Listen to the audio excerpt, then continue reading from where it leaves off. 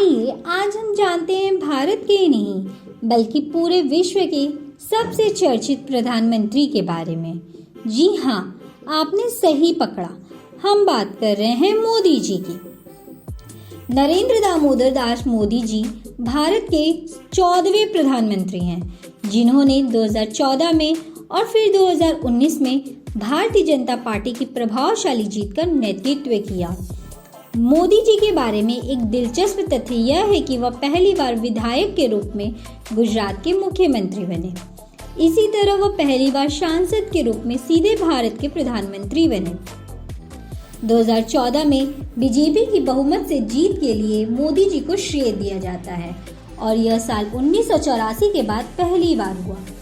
मोदी जी का जन्म वडनगर में एक गुजराती परिवार में हुआ था। बचपन में वो चाय बेचने में अपने पिता की मदद करते थे और बाद में खुद का चाय स्टॉल भी चलाया।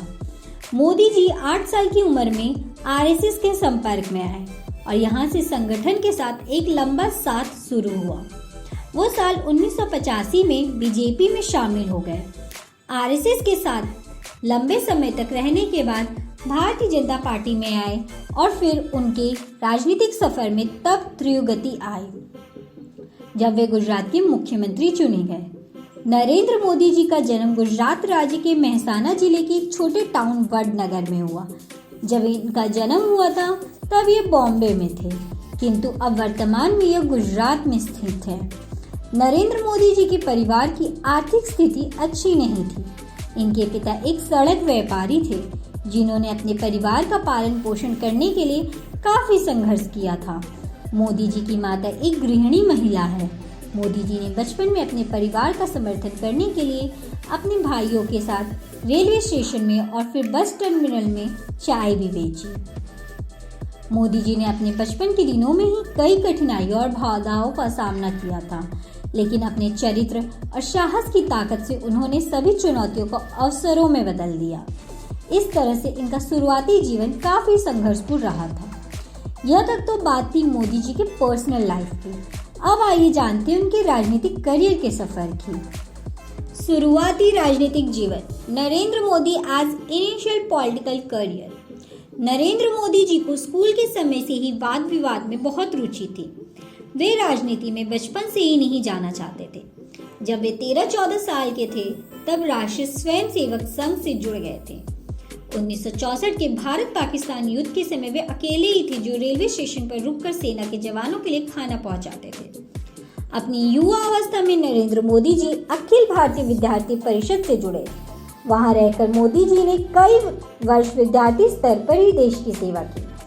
इसके बाद मोदी जी अटल बिहारी वाजपेयी के नेतृत्व में भाजपा से जुड़े।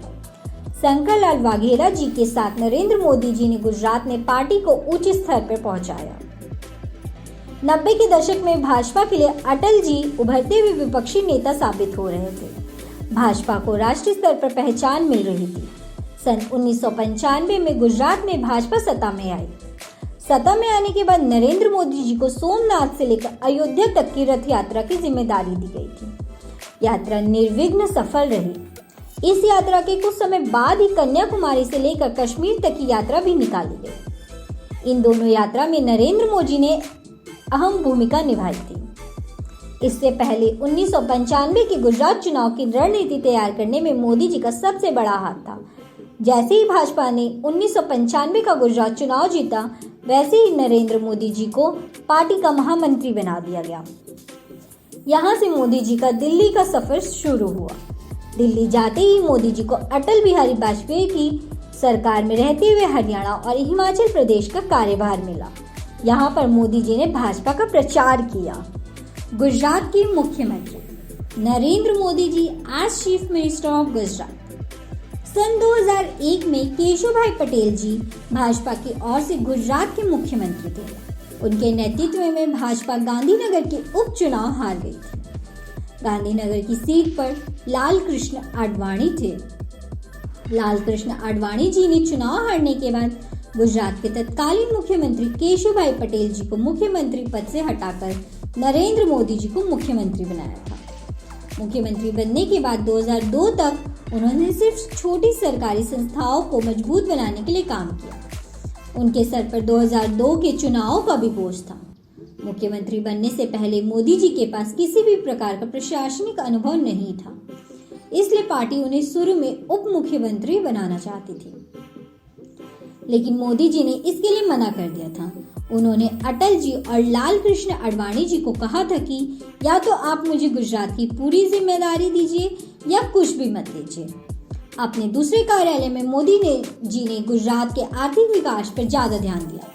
इस कारण गुजरात भारत का सबसे बड़ा उद्योग क्षेत्र बन गया था। मोदी जी ने गुजरात में कई तकनीकी और वित्तीय योजनाएं स्थापित की। 2007 में गुजरात में हुए वाइब्रेंट गुजरात समिट में मोदी जी ने 6 लाख करोड़ का निवेश कराया। 2007 में मोदी जी ने गुजरात के मुख्यमंत्री के रूप में 2063 दिन पूरे किए थे और मोदी जी ने गुजरात के मुख्यमंत्री के पद पर सबसे ज्यादा समय रहने का रिकॉर्ड भी अपने नाम दर्ज किया। 2007 में गुजरात की जनता ने मोदी जी को लगातार तीसरी बार मुख्यमंत्री चुना। इस जीत के बाद मोदी जी ने अपने कार्यालय में कृषि के क्षेत्र में ज्यादा विकास किया। कच्छ, सौराष्ट्र और उत्तरी गुजरात में पानी की सप्लाई के कारण ही ये संभव हो पाया था। इन सभी प्रोजेक्ट के साथ ही मोदी जी ने किसानों को फार्म भी उपलब्ध कराया। 2008 में मोदी जी सरकार इंफ्रास्ट्रक्चर के क्षेत्र में 5 लाख से ज्यादा प्रोजेक्ट पर सफल काम किया। इनमें से 1,13,738 बांध थे। 2010 में 112 में से 60 तहसीलों में पानी पहुंचाया गया था। गुजरात के इतिहास में ऐसा पहली बार हुआ था। मोदी जी ने गुजरात का मुख्यमंत्री रहते हुए ग्रामीण क्षेत्रों में बिजली पहुंचाई, जिससे किसानों को कृषि में मदद मिली। 2012 की शुरुआत में मोदी जी ने सद्भावना मिशन चलाया। इस योजना ने राज्य के मुसलमानों पर अच्छा प्रभाव डाला। मोदी जी ने उस समय केंद्र की गतिविधियों पर भी ध्यान दिया और देश की भलाई के लिए अपनी राय भी दिया करते थे, लेकिन उनका ध्यान गुजरात के विकास से नहीं हटा। जब मुंबई में 26/11 के आतंकी हमले हुए थे, तब मोदी जी ने गुजरात के समुद्री तट की सुरक्षा भी दुगनी कर दी थी। मोदी जी अपने चुनावी क्षेत्र मणिनगर से भी लगातार चौथी बार बहुत ही बड़े अंतर से चुनाव जीता और गुजरात के मुख्यमंत्री का चुनाव भी जीता, लेकिन उनका ये कार्यकाल सिर्फ 2 साल 2012 से लेकर 2014 तक का ही था। इस छोटे से कार्यकाल में मोदी जी ने गुजरात के उज्जवल भविष्य के लिए कई महत्वपूर्ण निर्णय लिए और गुजरात के समृद्ध भविष्य की नींव रखी। प्रधानमंत्री के रूप में कार्यकाल period as a prime minister of Narendra Modi ji. 26 मई 2014 को नरेंद्र मोदी जी ने भारत के प्रधानमंत्री पद की शपथ ली। शपथ लेते समय मोदी जी ने कई बड़े वादे किए थे। इन वादों में मुद्रास्फीति की दर कम करना, जीडीपी का नवीनीकरण और विदेश से काला धन लाना प्रमुख थे। मोदी जी के कार्यकाल के 100 दिन जैसे ही पूरे हुए, वैसे ही उन्होंने जनता से बात की और उन्हें देश की उपलब्धियां बताई और जनता के लिए आने वाली योजनाओं के बारे में भी बताया। उन 100 दिनों के बाद मोदी जी के कई कामों की सराहना नहीं हुई, क्योंकि 100 दिनों में देश की शक्ल नहीं बदली जाती। मोदी जी उस समय विपक्ष के निशाने पर थे। जैसे जैसे मोदी जी का कार्यकाल बढ़ते जा रहा था, वैसे वैसे नरेंद्र मोदी जी के आलोचक भी बढ़ रहे थे, लेकिन मोदी जी के द्वारा चलाई गई स्कीम विपक्ष के नेताओं को भी पसंद आई। कई बड़े विपक्षी नेताओं ने प्रधानमंत्री नरेंद्र मोदी की तारीफ भी की है। इन स्कीमों में सबसे सफल स्वच्छ भारत अभियान रहा। स्वच्छ भारत अभियान चलाने के बाद देश में सफाई का स्तर फर्श से अर्श पर चला गया है। स्वच्छ भारत अभियान ने भारत की छवि विश्व भर में सुधार दी है।